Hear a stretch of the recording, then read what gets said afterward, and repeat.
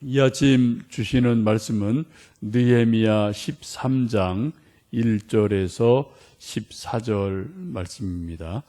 느헤미야 13장 1절에서 14절 말씀, 그리고 맨 끝절 읽겠습니다. 13장 1절입니다. 그날 모세의 책을 낭독하여 백성에게 들렸는데 그 책에 기록하기를 암몬 사람과 모압 사람은 영원히 하나님의 총회에 들어오지 못하리니 이는 그들이 양식과 물로 이스라엘 자손을 영접하지 아니하고 도리어 발람에게 뇌물을 주어 저주하게 하였음이라. 그러나 우리 하나님이 그 저주를 돌이켜 복이 되게 하셨다 하였는지라. 백성이 율법을 듣고 곧 섞인 무리를 이스라엘 가운데에서 모두 분리하였느니라. 이전에 우리 하나님의 전의 방을 맡은 제사장 엘리야십이 도비야와 연락이 있었으므로 도비야를 위하여 한 큰 방을 만들었으니 그 방은 원래 소재물과 유향과 그릇과 또 레위 사람들과 노래하는 자들과 문지기들에게 11조로 주는 곡물과 새 포도주와 기름과 또 제사장들에게 주는 거제물을 두는 곳이라. 그때 내가 예루살렘에 있지 아니하였느니라. 바벨론 왕 아닥사스다 32년에 내가 왕에게 나아갔다가 며칠 후에 왕에게 말미를 정하고 예루살렘에 이르러서야 엘리야십이 도비야를 위하여 하나님의 전들의 방을 만든 악한 일을 안지라. 내가 심히 근심하여 도비야의 시간을 그 방 밖으로 다 내어 던지고 명령하여 그 방을 정결하게 하고 하나님의 전의 그릇과 소재물과 유향을 다시 그리로 들여 놓았느니라. 내가 또 알아본즉 레위 사람들이 받을 몫을 주지 아니하였으므로 그 직무를 행하는 레위 사람들과 노래하는 자들이 각각 자기 밭으로 도망하였기로 내가 모든 민장들을 꾸짖어 이르기를 하나님의 전이 어찌하여 버린 바 되었느냐 하고 곧 레위 사람을 불러 모아 다시 제자리에 세웠더니 이에 온 유다가 곡식과 새 포도주와 기름의 11조를 가져다가 곳간에 드림으로 내가 제사장 셀라미와 서기관 사독과 레위 사람 부다야를 창고지기로 삼고 마따냐의 손자 삽굴의 아들 하나를 복음으로 삼았나니 이는 그들이 충직한 자로 인정됨이라. 그 직분은 형제들에게 분배하는 일이 없느니라. 내 하나님이여 이 일로 말미암아 나를 기억하옵소서. 내 하나님의 전과 그 모든 직무를 위하여 내가 행한 선한 일을 도말하지 마옵소서. 아멘. 사람에게 기억력은 매우 중요합니다. 기억력이 좋은 사람은 학창 시절에 기본적으로 공부를 잘하는 경향이 있죠.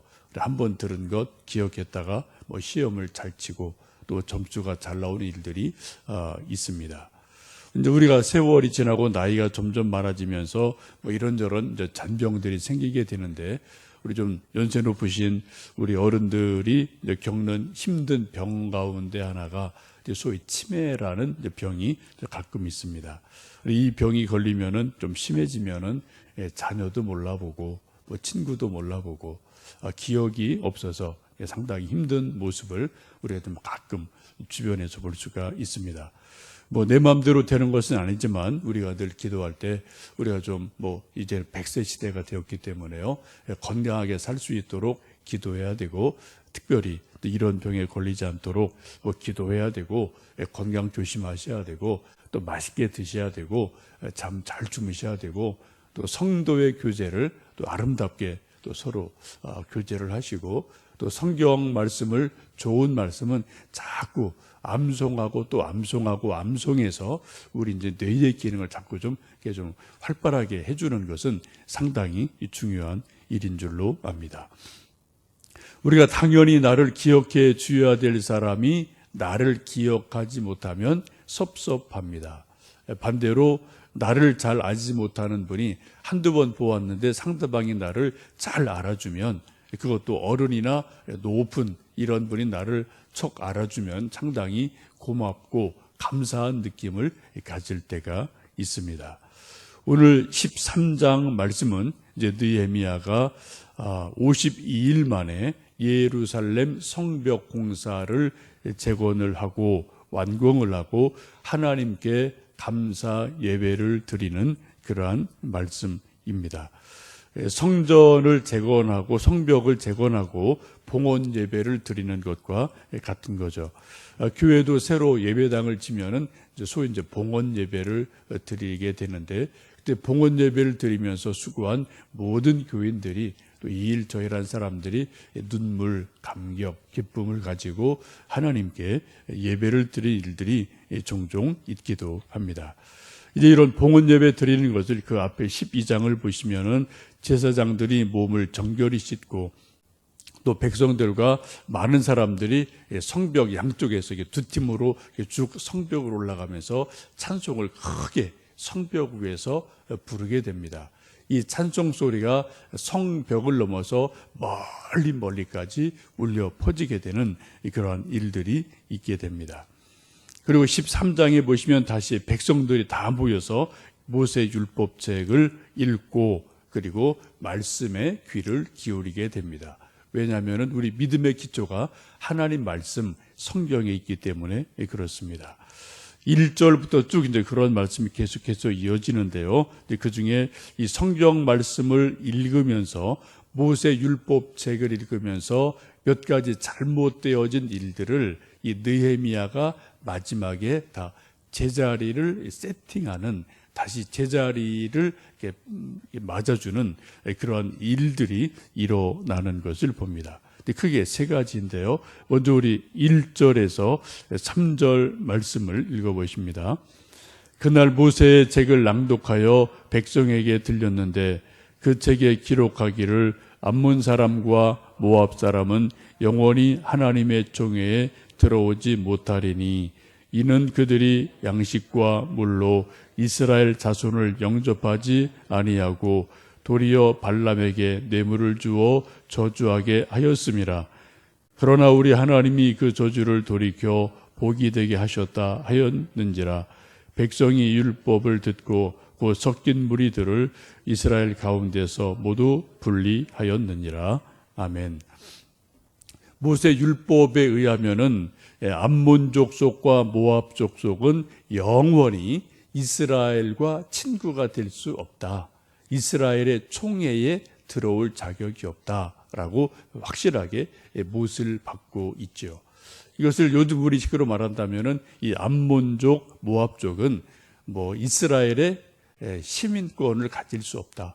여권을 줄 수도 없다. 이스라엘 땅에 아예 발을 들여놓을 수 없도록 여권도 그쪽 사람들은 내주지 마라. 이렇게 보시면 됩니다. 왜요? 그들이 옛날 출애굽하고 어려움을 당할 때 좀 물을 구하고 도움을 요청해서 다 박절하게 끊어버렸고요. 또 이제 발락 같은 사람은 발람을 불러다가 이스라엘을 막 저주하는 그런 예언을 하게 하고 아주 나쁜 일을 많이 했기 때문에 하나님 보시기에 이게 이제 정도 차이가 있는데 너무 나쁜 일을 많이 했기 때문에 이 사람들은 이스라엘과는 전혀 관계없다. 아예 이스라엘 땅에 발도 붙이지 못하게 해라. 그렇게 명령을 하신 바가 있습니다. 지금 세월이 많이 지나가서 이웃 나라에 있는 사람들이니까 왔다 갔다 하다가 막 혼란한 그러한 나라의 그런 혼란기를 통해서 사람들 가운데 그쪽의 여인들을 아내로 삼고 며느리 삼고 하는 일들이 발생을 하고 했거든요. 이게 섞여 있거든요.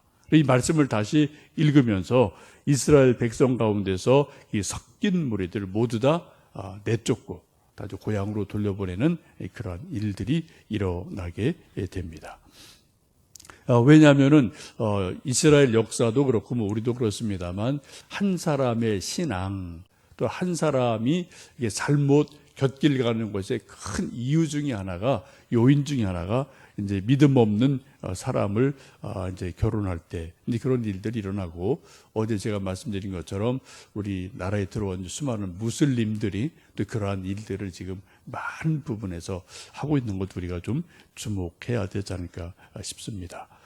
4절 이하의 말씀은 이제 그 당시 제사장 엘리야십이 도비야와 은밀한 연락을 주고받는 그러한 모습을 보게 됩니다. 제사장 엘리야십이면은 이게 상당히 제사장 가운데도 이름 있는 그러한 분인데, 사절 이하에 쭉 말씀을 보시면 암몬족의 리더인 도비야라는 사람과 뒤에서 은밀하게 뭐가 주고받고 하는 그러한 일이 일어납니다. 유대 귀족들과 이 암몬 족속들이 어떻게 하든 결혼하려고 애를 썼거든요. 유대인들과 어떤 정략적인 결혼을 하려고 애를 쓰는데, 그 중에 하나가 도비야라는 사람입니다. 근데 도비야라는 사람이 이 보통 평민이 아니라 이스라엘의 귀족층과 어떻게 물려 들어가서 서로 딸을 주고 결혼하고 이러한 일들이 일어나게 되죠. 이 제사장 엘리야십이 겉으로는 아닌 체 하면서도 뒤로는 다 지금 자기의 적국 사람과 혼인을 맺고 오고 가고 연락을 맺는 그러한 일이 일어납니다.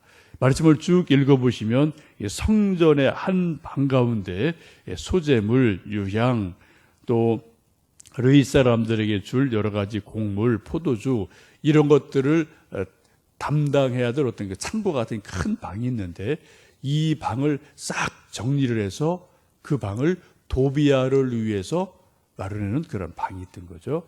도비야가 몰래 들어오면 거기에 묵고, 또 도비야가 보낸 사람들 거기서 만나고 하는 그러한 일을 뒤에서 모르게 했던 것을 봅니다. 원수를 위해서 성전 안에 아지트 같은 방을 원래 만들어 놓은 거예요.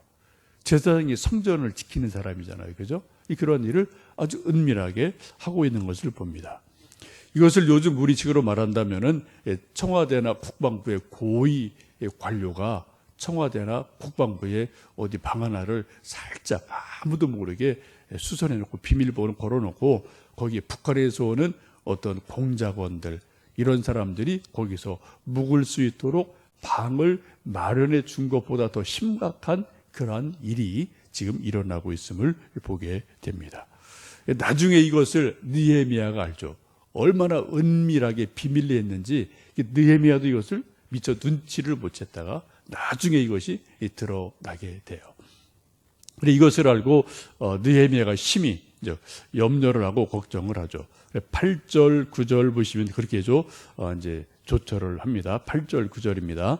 내가 심히 근심하여 도비야의 세간을 그 방 밖으로 다 내어 던지고 명령하여 그 방을 정결하게 하고 하나님의 전의 그릇과 소재물과 유향을 다시 그리로 들여 놓았느니라. 이것을 알게 된 느헤미야가 심히 근심하고 마음이 아프죠. 그리고 이제 도비야가 벌써 이런저런 또 물건도 갖다 놓은 거예요. 책상도 갖다 놓고, 책꽂이 갖다 놓고, 요즘 말하면 전화기 갖다 놓고, 팩스기 갖다 놓고, 벌써 성전 안에 완전히 그죠? 또아리를 틀고 있는 이러한 일이 일어난 거거든요. 이것을 보고 심히 노하고 근심해서 다 그 세간을 마당에 다 집어내 던지고, 그리고 다 깨버리고, 그리고 그 방을 정리해서 본래 소용대로 쓰이는 일을 하게 됩니다. 그리고 또 하나 문제가 있었어요. 10절 이하의 말씀을 보시면은 그런 말씀이 있죠. 우리 10절, 11절 말씀, 12절까지 좀 읽어 보십니다. 내가 또 알아본 즉 르이 사람들이 받을 몫을 주지 아니하였으므로 그 직무를 행하는 르이 사람들과 노래하는 자들이 각각 자기 밭으로 도망하였기로 내가 모든 민장들을 꾸짖어 이르기를 하나님의 전이 어찌하여 버린 바 되었느냐 하고 곧 레위 사람들 불러 모아 다시 제자리에 세웠더니 이에 온 유다가 곡식과 새 포도주와 기름의 11조를 가져다가 복관에 드림으로. 또 하나 문제가 생겼어요. 성전을 지키는 사람들이 레위 사람들이 지킵니다. 청소도 하고 또 이제 수리도 하고 또 레위 사람들 한 사람들은 찬양대를 해서 노래를 하기도 하고 이런저런 역할이 쭉 역할들이 있는데, 이 역할을 맡은 레위 사람들이 성전에서 다 도망을 가서 어떻게 했다고요? 농사를 짓고 있어요. 자기 밭으로 논으로 다 도망가서 농사를 짓고 있습니다. 성전이 이렇게 여기저기 이제 사람이 없어서 허술하게 관리가 안 되는 그러한 일이 일어났습니다. 이게 어찌된 일인가 알아봤더니 이 성전에서 일하는 사람들이 당연히 이제 거기서 나오는 것으로 먹을 것을 줘야 되는데 관리가 허술해서 먹을 것을 주지 못하니까 목구멍이 포도청이라고 이 레위 사람들의 일부가 성전에서 봉사하는 것을 포기하고 각자 자기가 먹고 살 요량으로 바깥에 나가서 농사짓고 논밭에서 일하는 것을 보게 됩니다. 그래서 이것을 보고 민장들이 리더죠. 리더들을 꾸짖으면서 하나님의 전이 어떻게 이렇게 버림바가 되고 허술하게 됐느냐라고 꾸짖으면서 그 사람들을 다시 다 찾아와서 제자리, 당신은 청소하는 사람, 당신은 요리하는 사람, 당신은 찬양하는 사람, 당신은 이거 저거 다 역할을 다시 확인해주고 제자리에 앉힙니다. 그리고 나서 몇몇 충직한 사람을 뽑아내고 11조를 받고 또 새 포도주와 기름, 곡식들을 정해진 성전세가 있으니까 그 성전세를 다 다시 거두어 들여서 이것을 잘 관리하게 해서 그 사람들에게 먹을 것을 공급해 주는 그러한 일들이 일어나게 됩니다. 이런 큰 일을 세 가지를 하죠. 지금 모압 족속과 암몬 족속의 여인들을 쫓아냅니다. 두 번째는 적국의 거물인 도비야가 은밀하게 내통하는 것을 끊어버리죠. 그리고 성전을 지키는 많은 레위 사람들이 다시 제자리에서 일할 수 있도록 성전을 잘 관리하도록 여러 가지 일들을 다시 제자리를 잡아주게 됩니다. 이렇게 돼서 느헤미야를 통해서 또 에스라를 통해서 많은 사람을 통해서 이제 이스라엘의 재건이 시작이 되는 귀한 일이 일어나게 됩니다. 이러한 일을 하고 나서 느헤미야가 지금 하나님 앞에 드리는 기도가 14절 말씀입니다. 함께 14절 말씀 읽어보십니다. 내 하나님이여 이 일로 말미암아 나를 기억하옵소서. 내 하나님의 전과 그 모든 직무를 위하여 내가 하는 선한 일을 도말하지 마옵소서라고 고백을 하고 기도합니다. 지금 아주 중요한 기도를 하죠. 하나님, 내가 이러한 일을 하나님을 위해서 이러한 일을 말씀대로 행했습니다. 이제 나를 기억해 주십시오. 내가 행했던 선한 일이 없어지지 않고 잘 유지되게 도와 주십시오. 라고 기도를 드립니다. 우리 13장 맨 끝절 31절에 같은 기도를 느헤미야가 마지막에 하게 되는데요. 이렇게 기도를 합니다. 우리 31절 말씀 읽어보십니다. 또 정한 기한에 나무와 처음 익은 것을 드리게 하였사오니 내 하나님이여 나를 기억하사 복을 주옵소서.